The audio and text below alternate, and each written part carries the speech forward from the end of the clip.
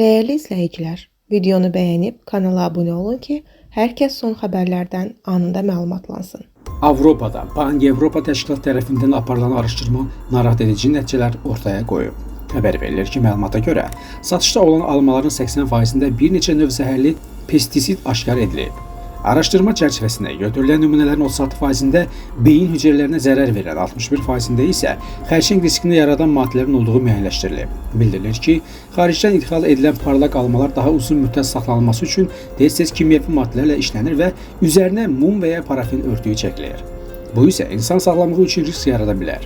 Mütəxəssislərə görə belə məhsullar hormonal pozğunluq, allergiya, həzm problemləri və uzunmüddətli istifadədə xərçəng riskini artıra bilər. Mütəxəssislər istehlakçılara yerli və mövsüm meyvələrə üstünlük verməyi tövsiyə edir.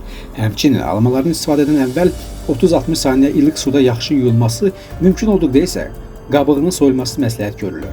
Qeyd olunur ki, parlaq və idxal olunan almalar cəlbedici görünsə də, düzgün təmizlənmədən istehlak edilməsi sağlamlıq üçün təhlükə yarada bilər.